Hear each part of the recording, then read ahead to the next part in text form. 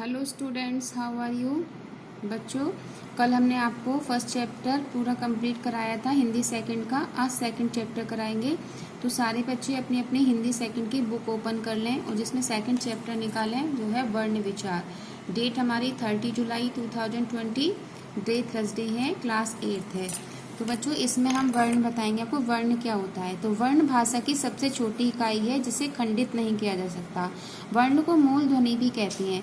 प्रत्येक उच्चारित ध्वनि को लिखने के लिए लिपि चिन्ह की आवश्यकता होती है।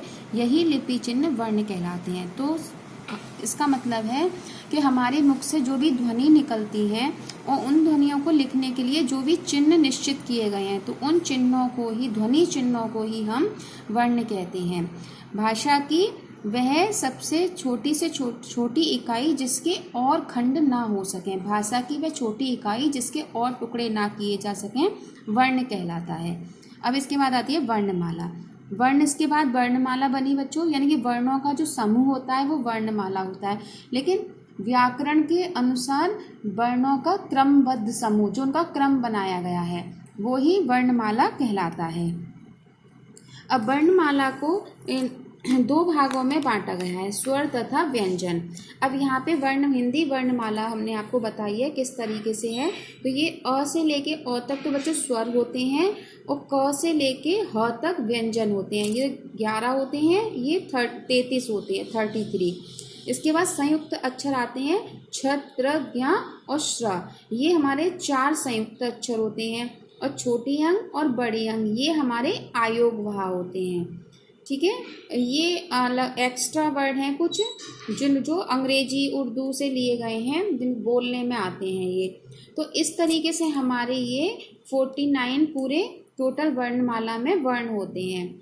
तो ये पूरी वर्णमाला आपको बच्चों अच्छे से लर्न करनी है। तो स्वर कितने होते हैं, व्यंजन कौन कौन से होते हैं, आयोगवाह कौन से होते हैं, संयुक्त अक्षर कौन कौन से होते हैं। इसके बाद आता है हमारा स्वर। अब अभी तो हमने आपको वर्ण और वर्णमाला के बारे में बताया, अब हम आपको स्वर बताएंगे। तो जिन वर्णों का उच्चारण बिना किसी रुकावट के स्वतंत्र रूप में होता है उन्हें हम स्वर कहते हैं। यानी कि जिनको मुंह से बोलते समय जो हमारे मुख से वायु निकलती है वो बिना किसी रुकावट के सीधे बाहर निकलती है, तो वो हमारे स्वर कहलाते हैं। स्वर संख्या में 11 होते हैं। अ, ई, उ, ऋ, ए, ऐ, ओ, औ। तो ये बच्चों हमारे स्वर हैं। इसके बाद आते हैं हमारे स्वर के भेद। स्वर के बच्चों 3 भेद होते हैं, हर्ष स्वर, दीर्घ स्वर और प्लुत स्वर। तो हर्ष स्वर, जिन स्वरों के उच्चारण में कम से कम समय लगे तो वो हमारे हर्ष स्वर होते हैं। और ये संख्या में 4 होते हैं, अ, ई, उ और रे। यानी कि छोटा आ, छोटी ई, छोटा उ, रे। अब इसको हम बोलें, आप मुंह से बोल के देखना, अ, ई, उ, रीर, यानी कि शॉर्ट में बहुत जल्दी से साउंड बाहर निकलती है। तो कम से कम समय लगता है इनको बोलने में। और दीर्घ स्वर, तो दीर्घ का मतलब ही होता है बड़ा। दीर्घ स्वर यानी कि जो उससे ह्रस्व स्वर से दुगना समय लगे जिसको बोलने में, वो दीर्घ स्वर होते हैं। ये 7 होते हैं, बड़ा आ, बड़ी ई, बड़ा उ, छोटी ए, बड़ी ए, छोटा ओ, बड़ा ओ। ये हमारे दीर्घ स्वर होते हैं। और प्लुत स्वर, जिन स्वरों के उच्चारण में 3 गुना समय लगे, यानी हर्ष स्वर से तिगुना समय लगे, उन्हें प्लुत स्वर कहते हैं। ये चिन्ह होते हैं जो हम एस की तरह बीच में बना देते हैं ना, कोई भी चीज, जैसे ओम हम लिखते हैं तो ओ, फिर एस बनाते हैं बीच में, फिर माँ बनाते हैं। तो ये इस तरीके से, तो ये हमारा प्लुत स्वर होता है। लेकिन अब इसका प्रयोग कम होने लगा है। इसको हम केवल पुकारने में, जोर से गाने में या रोने में करते हैं इसका। अब आता है आगत स्वर। हिंदी के 11 स्वरों के अतिरिक्त आगत स्वर होते हैं। ध्वनियों को भी, आ की ध्वनि को भी हिंदी में सम्मिलित किया गया है। इसका उच्चारण आ तथा ओ के मध्य का होता है। इसका प्रयोग अंग्रेजी भाषा से आए शब्दों में ही किया जाता है।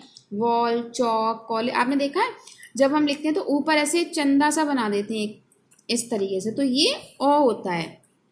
इसको आगत स्वर बोलते हैं। Doctor, frock, hall, office. तो ये बच्चों हमारे स्वर हो गए। तो आज हम बस आपको यहाँ तक ही पढ़ाएंगे और इसके आगे का कल एक्सप्लेन करेंगे आपको हम। तो आपको घर पे अच्छे से यहाँ तक रीड करना है। वर्ण की परिभाषा, वर्णमाला और पूरी वर्णमाला में कितने स्वर, कितने व्यंजन होते हैं, अनुस्वार कौन से होते हैं और संयुक्त वर्ण कौन कौन से होते हैं, ये सब आपको अच्छे से लर्न करना है। तो तो आज के लिए बस इतना ही, कल फिर मिलेंगे बच्चों, तब तक के लिए धन्यवाद।